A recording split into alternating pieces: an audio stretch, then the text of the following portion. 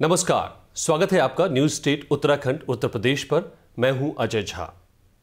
उत्तराखंड राज्य छोटा सा राज्य जिसे आप देवभूमि के तौर पर जानते हैं, लेकिन बड़ा ही दिलचस्प इसका सफर रहा है अब तक। छोटा राज्य इसलिए क्योंकि आबादी के लिहाज से सिर्फ 1,20,00,000 के आसपास की आबादी, उम्र सिर्फ 15 साल, मगर कई मामलों में इसने अपनी अलग छवि बनाई है और तेजी से रफ्तार के साथ विकास की राह पर अग्रसर है। मगर फिर भी इस छोटे राज्य में भी मुद्दे हजार हैं, चाहे वो सियासी मुद्दे हो या फिर जनता के मुद्दे हो। और इस राज्य को इन तमाम विशेषताओं के बीच में साध कर अगर कोई आगे लेकर जा रहा है तो वो हैं हरीश रावत जी। कैसे और क्या उनके सामने आज के दिन चुनौतियां हैं, सवाल हैं। कहां 15 साल बाद वो खुद देख रहे हैं सूबे को, कहां वो आने वाले दिनों में जनता के सामने ले जाएंगे। 2017 में कितना सफर तय कर पाए हैं वो, कितना बाकी है, ये सब कुछ हम आज समझेंगे, क्योंकि मेरे साथ खुद इस सूबे के सीएम हरीश रावत जी मौजूद हैं। बहुत बहुत स्वागत है आपका न्यूज स्टेट उत्तराखंड पर हरीश जी। आपका भी बहुत धन्यवाद। हरीश जी, सबसे पहले मैं आप ही से समझना चाहता हूं, 15 साल का ये राज्य आज कहां खड़ा है? देखिए, हमें दो दृष्टिकोण से अपने पूरे सफ़र को देखना पड़ता है। एक तो यह है कि हमारी इंस्टीट्यूशंस आज कैसी स्थिति में है। तो मैं बहुत फ़ख्र के साथ कह सकता हूँ कि हमारा लेजिस्लेचर भी परिपक्व है, जुडिशरी ने अच्छा नाम कमाया है इन 15 सालों के अंदर, और एजुकेटिव में भी जो है एक समता डेवलप हुई है कि वो कॉन्स्टिट्यूशनल मैंडेट के अनुसार काम कर सके। यहाँ तक कि जो फोर्थ स्टेट है, जो चौथा खंभा है लोकतंत्र का हमारे राज्य के अंदर, वो भी काफ़ी सजग है, और बल्कि हम लोगों को बड़ा ही सतर्क रहना पड़ता है। तो कुल मिलाकर के मैं ये कह सकता हूँ कि इंस्टीट्यूशनल साइड में हमारे राज्य ने बहुत अच्छी पैंठ बनाई है और बहुत मजबूती से हम आगे बढ़े। जो दूसरा पक्ष है वो है कि आप कितना डेवलप कर पाए हैं। जो आज का पैमाना है जीडीपी का, उस हिसाब से हम इस समय राज्यों में एक फास्टेस्ट ग्रोइंग स्टेट है जी। ये एक तथ्य है, 3-4 स्टेट हैं, उनमें से हम एक हैं। पर कैपिटा इनकम भी आप पिछले एक साल के अंदर ही 12,000 पर कैपिटा जो है हमारी इनकम बढ़ी है। अब लोग जो दूर दराज के हैं, देहरादून, उनको अभी भी बहुत दूर राजधानी नज़र आती है, पहाड़ों में जो सुदूर इलाकों में है। खैर, राजधानी दूर नहीं है राजधानी, मगर जो राजधानी वाले हैं वो ज़रा सा दूर हो जा रहे हैं। यदि राजधानी वाले ज़रा खिसकें, दूर गांव वालों की तरफ जाएं, तो ये दर्द कम हो जाएगा। हम उनमें के अंदर ये विश्वास नहीं पैदा कर रहे हैं। तो हरीश रावत क्या उनके करीब जा रहे हैं क्या? I am trying to do that. अब भी राजधानी वाले जरा सा दूर है, उनको और नज़दीक खिसकाना है। एक स्वाभाविक हरीश रावत तो जब तक ये सारी चीज़ें स्वाभाविक प्रक्रिया नहीं बन जाती है, तब तक मैं समझता हूँ कि मिशन अधूरा है। और तब तक जो डॉक्टर नहीं जाना चाहते हैं गांव की तरफ, वो शायद नहीं जाते रहेंगे। तब तक लोगों में ये भरोसा नहीं जगेगा कि उनको रोजगार अगर यहीं पर मिले वो पलायन नहीं करेंगे। हरीश रावत मुख्यमंत्री होते ही अपने लिए घर बनाएगा यहाँ, तो फिर दूर गांव में कौन रहना चाहेगा? तो यदि मैं अपने गांव के पुराने टूटे हुए घर को तलाश करके उसको ठीक करूँगा, ये संदेश दूंगा नहीं मैं भी गाँव आ सकता हूँ, तो लोगों को लगेगा नहीं गाँव में कुछ है, वहाँ हमको रहना चाहिए। तो लेकिन सबसे बड़ी रुकावट क्या, जैसा आमतौर पे बातें आती रहती हैं, कई बार आपके भी हवाले से बात आई है कि उत्तराखंड को आप जिस रास्ते पर ले जाना चाह रहे हैं, आप जिस विज़न की बात कर रहे हैं, उसको ज़मीन पर उतारने में आपकी ही सिस्टम, आपका ही जो सिस्टम है, नौकरशाही, वो सबसे बड़ी बाधा है। वो ये हमेशा रहा है। देखिए, ये जब हमने फर्स्ट प्लान स्टार्ट किया तो उस समय भी ये स्थितियाँ आई, उनको ढलने में टाइम लगा। वो एक अलग माइंडसेट के थे। आज जो ब्यूरोक्रेसी वो एक अलग माइंडसेट की है। उनका जो डेवलपमेंट है वो फाइल से निकल करके आता है, और जो हमारा डेवलपमेंट है वो फील्ड में निकल करके आता है। हम चाहते हैं कि फाइल और फील्ड के बीच की दूरी कम हो, लेकिन उनको जो वर्षों की ट्रेनिंग है उसमें और जो हमारा फील्ड का एक्सपीरियंस है उसके बीच में समन्वय पैदा करना, रास्ता निकालना हमारा काम है। यदि 52 साल के पॉलिटिकल एक्सपीरियंस के साथ मैं इस काम को नहीं करूँगा तो फिर तो मैंने 52 साल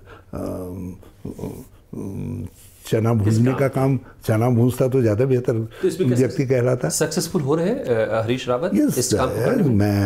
मैं बहुत सारे अपने ऑफिसर्स को जो है बहुत उनको बधाई दूंगा। वो बिल्कुल चेंज पर्सन हैं और बहुत इनर्जेटिक तरीके से काम करते हैं। अब मैं आजकल 12 बजे सोता हूँ तो वो 12:30 तक मेरे टेलीफोन का इंतज़ार करते हैं, फिर वो भी सो जाते हैं, क्योंकि उनको मालूम है कि अब 12 बजे के बाद घंटी नहीं बजेगी, अब हमारा चीफ मिनिस्टर ज़रा सा सब भी हो गया है।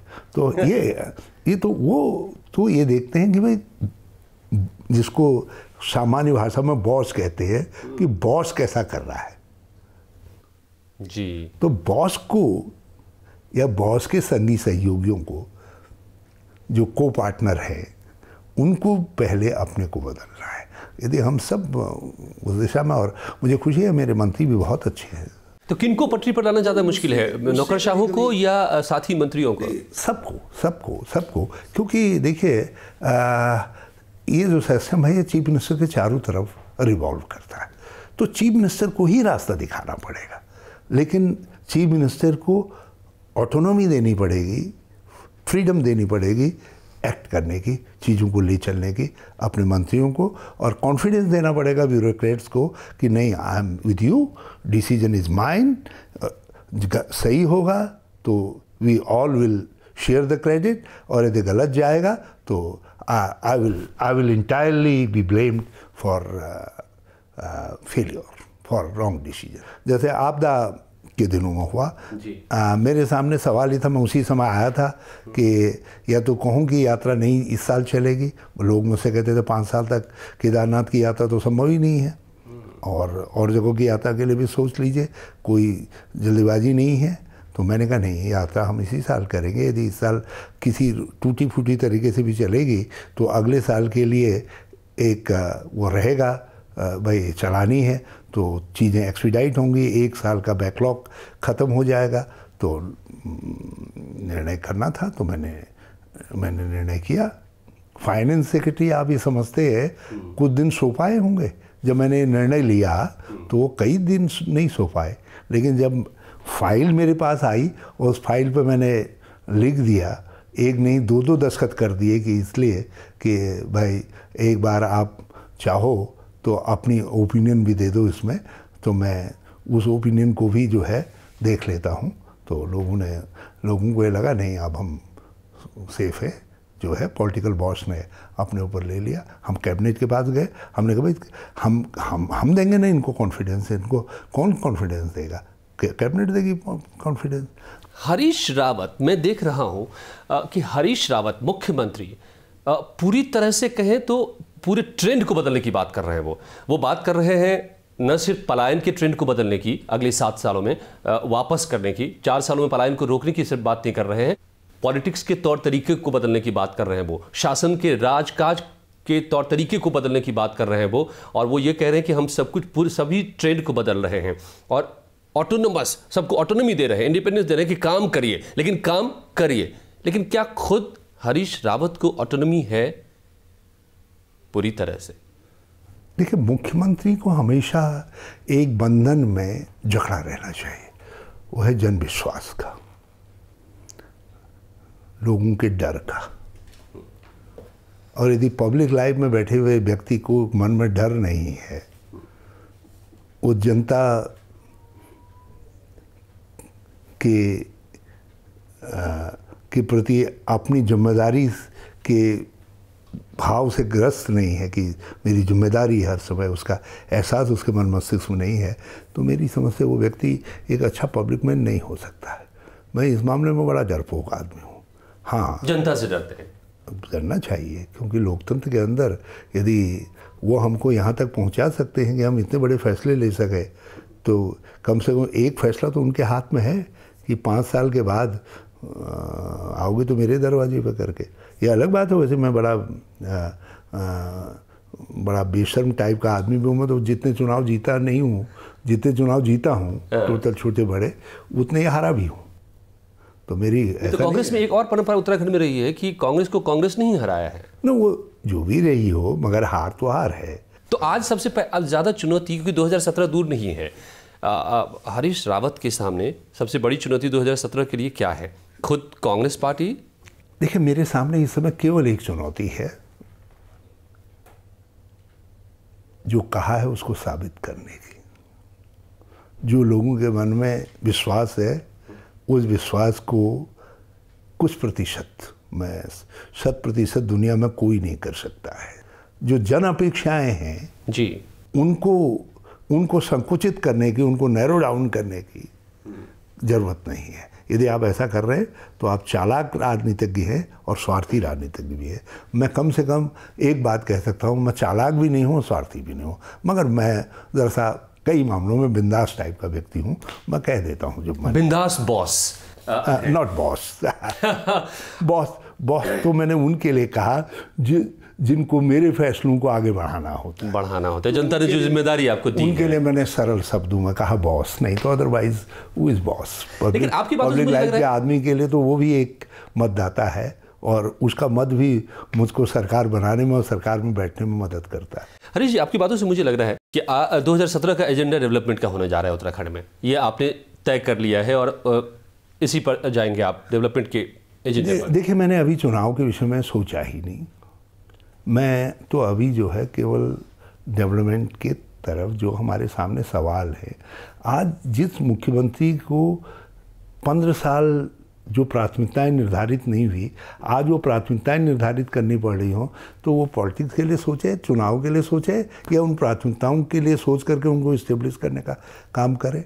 मैं इतना कर देना चाहता हूँ, यदि 2017 में नहीं भी आता हूँ तो जो पॉलिसी लाइन मैंने बना दी है, जो रास्ता मैंने बना दिया है, उसको कोई बदल न सके। तो चाहे वो देश चलाने वाला हो या राज्य चलाने वाला हो या जिला चलाने वाला हो, उसको लोगों की आंखों में झांकना चाहिए कि वो आंखें उससे क्या अपेक्षा कर रही हैं। आंखें एक मिरर होती है लोगों के दिल का जो है। तो आंखें मिला पाएंगे, कॉन्फिडेंट है हरीश रावत कि जब 2017 में जनता के सामने जाएंगे तो आंखें मिला पाएंगे? मुझे इस बात का बड़ा संतोष है। मैं इस समय भी आंख मिला के बात कर सकता हूं, और 2017 में भी मैं हालत में आंख मिला करके बात करने की स्थिति में हूँगा। रिजल्ट क्या होगा ये तो ऊपर वाला जानता है। सियासी तौर पर थोड़ी सी सियासत की बात मैं समझना चाहता हूँ आपसे उत्तराखंड के बारे में। सियासी तौर पर आप जब सरकार बनी थी 32 के करीब थे, लेकिन पिछले दिनों में आपने कई उपचुनाव जीते, अब 36 के आंकड़े को खुद अकेले छू चुके हैं पार्टी के तौर पर। मगर आपके ऊपर ये आरोप लग रहा है कि आप विंडिक्टिव पॉलिटिक्स कर रहे हैं। बीजेपी सरासर आरोप लगा रही है कि आप जो आपके लाइन में, आपके रास्ते में सफाई आप पसंद कर रहे हैं, स्वच्छता का मिशन देश में भी चल रहा है, आप भी चला रहे हैं, लेकिन सियासी रास्ते को भी, आपके कांटे को बड़ी सफाई से आप साफ कर देते हैं। देखिए, यहाँ मेरे प्रतिद्वंदी कौन है या मेरी पार्टी के प्रतिद्वंदी कौन है, मैं समझना चाहता हूँ। लेनिन खुद कांग्रेस या बीजेपी या नरेंद्र मोदी? लेनिन ने स्टालिनग्राड में अपने लोगों को एड्रेस करते हुए कहा कि कॉमरेड्स, यदि मेरे किसी एक्शन से नाजी खेमे में बिलबिलाहट हो रही है तो ये समझो कि हम सही दिशा में जा रहे हैं, और यदि वहाँ संतोष का भाव व्यक्त किया जा रहा है तो इसका मतलब है पॉलिसीज़ को बदलने की ज़रूरत है। तो हमारी टक्कर किससे है? यदि वो मेरे लिए शुभ वचन न निकालें और इस तरीके से मेरी शान में कसीदे न कसें, तो इसका मतलब काढ़े तो इसका मतलब हरीश रावत कुछ कर ही नहीं रहा है। ये तो ये बताता है कि हरीश रावत कुछ कर रहा है या मेरी सरकार कुछ कर रही है, जिसकी वजह से वहाँ कुछ बिलबिलाहट है, कुछ झंझनाहट है, कुछ आरोप हैं, कुछ खीज है, कुछ गुस्सा है, कुछ नफरत है, और कुछ और चीज़ें हैं। लेकिन वो कह रहे हैं कि जेल में उनके नेताओं को डाल रहे हैं आप, उनके एमएलएज को, उनके एमएलए आत्महत्या करने तक की बात करने लग रहे हैं कि आपका डर उनको लग रहा है, इस तरह के आरोप लगा रहे हैं वो आकर के सड़क पर। एक बात बताइए, अभी मुझसे मिल करके गए हैं, हमारे बहुत अच्छे दोस्त हैं, वो जानते हैं कि बल्कि उनमें से कई नेता तो ऐसे हैं वो चाहे तो मेरे कान पकड़ करके मुझसे निर्णय करवा सकते हैं। They are confident. उनमें से कुछ मेरे छोटे भाई हैं, कुछ मेरे से बड़े भाई हैं, मगर बाहर ऐसा यदि वो नहीं कह रहे हैं तो इसका मतलब है हरीश रावत से कुछ गड़बड़ हो रही है। हाँ, और जब तक वो ऐसा कहते रहे तो आप ये मान करके चलते रहिए कि उत्तराखंड में कांग्रेस गवर्नमेंट ठीक चल रही है। हरीश रावत बॉक्सर रहे हैं किसी ज़माने में, मैंने सुना है, क्या ये सही है? किसी ने आपको गलत बता दिया। मैं फुटबॉलर भी रहा हूँ, मैं वॉलीबॉल प्लेयर भी रहा हूँ, मैं खिलाड़ी मैं हॉकी भी खेल लेता था, मैं जेवलिन भी थ्रो कर लेता था, लेकिन कबड्डी बहुत अच्छी खेल लेता था। मैं उन दोनों टांग फंसा करके गिराने और अपने क्षेत्र में और खुद भी गिरना, लेकिन अपने क्षेत्र की लाइन को टच करने का आर्ट सीखना पड़ता था। तो मैं उस समय वो भी सब, तो मैं वो खेल के जो गुर है वो आज भी काम आ रहे हैं सियासत में भी। मैं समझता हूँ खेल के फंडामेंटल्स बदलते नहीं, जो फंडामेंटल्स पे कायम रहते हैं वो खेल में जीत जाते हैं। तो मैं भी जो बुनियादी तत्व हैं खेल के उनको ध्यान में रखता हूँ और ये खेल और ये भी जीतेंगे। तो ये राज रहा है जीतने का। एक निजी सवाल आपसे, लोग मुझे पॉलिटिशियन के तौर पर तो हरीश रावत को जानते हैं, जिस तरह की विरुद्ध स्थितियों में और सर्कमस्टांसेस जिसको कहते हैं उसमें आकर के आप जैसे आपने यहाँ पर थामा है और कांग्रेस के लिए उम्मीद बनकर आप उभरे हैं, इसको तो सब देख रहा है। इसके अलावा हरीश रावत क्या है, क्या पसंद करते हैं, उनकी पसंदगी क्या है, वो क्या है? मैं एक बहुत सिंपल सा व्यक्ति हूँ और मुझे सीधी सीधी सिंपल चीज़ें पसंद हैं। और मुझे मैं आज भी जो है एक गांव का वही व्यक्ति हूँ जो अपने गांव के बाखलियों में घूम करके उनमें आनंदित होता था। तो आज भी यदि मुझसे कोई कहे कि आप कुछ समय की छुट्टी दी जाती है तो आप कहाँ जाना चाहोगे, मैं कहूँगा अपने गांव में जाना। मिस करते हैं गांव को? Yes, I miss it every day, each and every day. और इसीलिए ये पॉलिसी का हिस्सा भी बन रहा है कि लुक टुवर्ड्स विलेज, गांव की तरफ। नहीं, मैं कह नहीं सकता, लेकिन मुझे अपने गांव से बड़ा अनन्य प्रेम है। शायद आश्चर्य होगा, मैंने पिछले 35-40 साल से कोई फिल्म नहीं देखी, मैं कोई से नहीं गया। पसंद नहीं या समय नहीं मिला है? पसंद जो है मुझे भी जो है शोले की उसकी एक आध बार मैंने कहीं थोड़ी झलक देखी है तो मेरा मन भी करता है कि यार इसको पूरा देखा जाए करके। मेरा मन भी जो है गांधी की पूरी पिक्चर को देखने को मन करता। बहुत सारी चीज़ें हैं, शोले पसंद है, मैं बहुत चीज़ें लाए। मैं कई लोगों की एक्टिंग बड़ी मुझे पसंद है, मुझे राज कपूर की एक्टिंग बहुत पसंद है, मैं उसको देखना चाहता हूँ। नरगिस दत्त जी के साथ तो मैं पार्लियामेंट में रहा, I am a great admirer of that lady, मैं उनको भी देखना चाहता हूँ। जयललिता जी के भी मैंने एक तमिल फिल्म का जो है एक बार उन्होंने हमारे वहाँ अपने बेस्ट फिल्मों के कुछ वो भिजवाए थे एक्सट्रैक्ट जो है, जब वो पार्लियामेंट में हमारी एक कमेटी में थी तो उनमें से जो है हमने एक किसी दोस्त ने उसको चलाया हमारे एमपीज में से, हमने उसको उसमें उस समय एक बोलते थे ना बक्से जैसे जिसमें कुछ कहते थे उसको, उससे प्रोजेक्टर से दिखाते थे तो उसको देखा था। तो तब मैं उनके एक्टिंग का भी बड़ा वो हूँ, मगर ये सब के बावजूद मैं देख नहीं पाया हूँ। तो अधूरी लालसा है, अगले जन्म में पूरी करेंगे, देखेंगे। लेकिन जो है एक फिल्म मैंने पूरी देखी है, वो है प्रकृति की फिल्म जो है। मैंने प्रकृति को बड़े नज़दीक से देखा। अच्छा। और मैं उसके साथ जीना चाहता हूँ, इसलिए जो है मुझे सब चीज़ें वो पसंद है जो प्राकृतिक फॉर्म में है। मैं अपने गांव के सिंपल खाने को पसंद करता हूँ।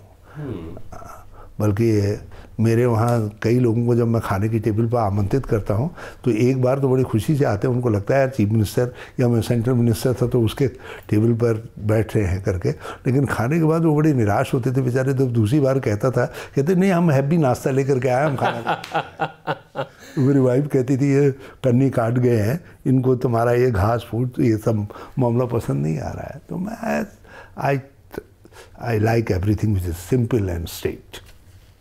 आपकी फिल्मों के बारे में जो आपने बताया और शोले का नाम लिया तो मुझे याद आ गया कि आपने गब्बर से नवाजा था अभी हाल में मोदी जी को। वही देखा था मैंने वही सीन देखा था। एक तो वही सीन देखा था, एक जो है एक उसी में वो भी किसी एक्सट्रैक्ट किसी शायद उसकी कोई रीमेक का वो दिखा रहे थे कि how is is different than the first one remake is how different, क्योंकि उसमें शाहरुख थे तो शाहरुख से मेरी व्यक्तिगत वो है, तो मैंने इसलिए मैंने उतना में हिस्सा देख बैठा जो है। तो आई एम स्टिल ये है कि यार कभी मौका मिले तो इसको पूरा देख। तो गब्बर जी में मोदी जी में क्या सिमिलैरिटी है जो आपने उनको गब्बर बताया? अरे वो तो मैंने इसलिए कहा कि मोदी साहब जो कहते हैं सब हाँ कह देते हैं, वो पूरे देश से हाँ कहरवा दे रहे। उन्होंने कहा झाड़ू पकड़ो, सारे देश ने झाड़ू पकड़ लिया। हरीश रावत ने भी झाड़ू पकड़ लिया। मैं कह रहा हूँ सबने झाड़ू पकड़ लिया। उन्होंने कहा कि मैं अपने मन की बात करूँगा तुम सुनो। हाँ तो अब भैया हमने उनकी तो हरीश रावत भी मन की बात कर रहे हैं। कहा ये भी धन्य है इस देश का प्रधानमंत्री, लोगों के मन की बात नहीं सुनना है, अपने मन की बात सबको सुना रहा है। तो भगवान प्रभु ही सुना सकते हैं, ऐसा वो भी प्रभु है, वो भी सुना रहे हैं। लेकिन कहीं आपने इसलिए तो नहीं कहा कि 2017 में हरीश रावत को पता है कि असली मुकाबला होना है यहाँ के बीजेपी से नहीं, प्रदेश के बीजेपी से नहीं, बल्कि नरेंद्र मोदी से, और उसमें आखिरकार गब्बर की हार होगी और जीतेगा जय हिंद। हमारे इस मामले में देखो, हमारी कोई हम उनसे वो नहीं करते। वो देश के प्रधानमंत्री हैं और एक बहुत सक्सेसफुल चीफ मिनिस्टर जो है आज प्राइम मिनिस्टर के रूप में है, और हम चाहते हैं वो सफल हों ताकि उनकी सफलता देश की सफलता को बढ़ाने का काम कर सके। मगर ये 1.25 साल थोड़ा निराश कर रहे हैं। उम्मीदें जो थी वो टीम इंडिया कह रहे हैं, मगर टीम इंडिया के कुछ मेंबर से कहना चाहते हैं तुम भूखे रहो, पेट बांध करके रहो, कुछ कहो नहीं। उत्तराखंड के साथ आपकी मांगों के ऊपर नहीं ध्यान दे रहे हैं, आप विशेष राज्य का दर्जा भी मांग रहे हैं। ये सब नहीं चल सकता है, आपको बड़ा दिल रखना पड़ेगा। कुछ चीज़ें जो है राज्य की शान से जुड़ी हुई होती है। विशेष राज्य का दर्जा हमारे एक संघर्ष की पहचान है, तो आप हमारे संघर्ष की पहचान को हमसे छीन ले रहे हो बिना वाजिब कारण बताए हुए। तो यदि आप ऐसा करेंगे तो ये हरीश रावत व्यक्तिगत तौर पर एडमायरर हो सकता है। मैंने कहा ना कि मैं मोदी जी को की सफलता चाहता हूँ व्यक्तिगत तौर पर, क्योंकि वो देश के प्रधानमंत्री हैं, लेकिन मुख्यमंत्री के तौर पर जो है मुझे लगता है कि मेरे राज्य के नाक में मुक्का मार दिया आपने। आप हमको कुंभ के लिए पैसा नहीं दे रहे हैं, सबको कुंभ के लिए पैसा दे दिया आपने। तो कैसा कोऑपरेटिव फेडरलिज्म है भैया, बताओ ना। आखिरी सवाल मेरा, हरीश रावत ने एक सक्सेसफुल पॉलिटिकल करियर को जिया है और अभी मैं देख रहा हूं कि बहुत कुछ इस उम्र में आकर के भी एक युवा की तरह संघर्ष कर रहे हैं, चीज़ों को बदलने की कोशिश कर रहे हैं, ट्रेंड को बदलने की कोशिश कर रहे हैं पूरे राजकाज में। मैं देख रहा हूं जो आपकी बातों से आज मैं समझ रहा हूं और कई चीज़ दिखाई दे रही है। लेकिन अब भी कौन सी वो बड़ी बात है जो करना बाकी है हरीश रावत को, जो करना चाहेंगे वो आने वाले दिनों में? देखिए अभी बहुत करना बाकी है, बल्कि मुझसे कोई कहे कि टोटल जितना मेरे मन में या मैंने जो रोड मैप बनाया है, मैं उसके अभी केवल 15 से लेकर के 20% के बीच में उसको रोल आउट कर पाया हूँ, क्योंकि समय चाहिए। और इसीलिए आपने देखा होगा हमारा जो पब्लिसिटी फ्रंट है वो हमने सबसे कमज़ोर रखा हुआ है। हम उतनी ही पब्लिसिटी करते हैं जितना आवश्यक है और जो राज्य के कॉन्फिडेंस के लिए आवश्यक है, बाकी हम बहुत ज़्यादा पब्लिसिटी पर नहीं जाते। हरीश रावत, मुख्यमंत्री उत्तराखंड, एक युवा की तरह आज सोच रहे हैं और हर व्यक्ति से, अपने कॉलीग से, अपने ऑफिसर्स से, अपने मंत्रियों से उसी उत्साह और उसी ऊर्जा के साथ काम करा रहे हैं, चाहे उनको उसके लिए बॉस बनना पड़ता हो, ये जैसा वो बता रहे हैं। और जो सबसे बड़ी तमन्ना अभी भी है हरीश रावत की, वो उत्तराखंड को रोल मॉडल बनाना बनते देखना। मेरी ढेरों शुभकामनाएं हैं। जिस बेबाकी से आपने हरीश रावत जी बात की है, बहुत धन्यवाद। आपने बहुत घुमावदार सवाल किए। मैं आपके अच्छे भविष्य की कामना करता हूँ और मैं उस दिन बड़ा खुश होऊंगा जब आप जो है बॉल डाले, गूगली डाले और हम आपके सामने बैठे हुए हों और हमारा विकेट उड़ जाए। लेकिन मेरे एक भी बॉल को आपने विकेट की तरफ नहीं जाने दिया, क्योंकि खिलाड़ी आप रहे हैं, खेल के मैदान में भी और राजनीति के मैदान में भी हैं, ये साबित कर रहे हैं। तो मेरी शुभकामनाएं हरीश रावत जी के साथ हैं, न्यूज स्टेट की शुभकामनाएं हैं और हर उत्तराखंड वासी की और देशवासी की है, क्योंकि ये देवभूमि तरक्की पाए और रोल मॉडल बने, ये पूरा देश चाहेगा, इसको चाह रहा है। तो ये थे मुख्यमंत्री हरीश रावत। आप सबका बहुत बहुत धन्यवाद हमारे साथ जुड़ने के लिए।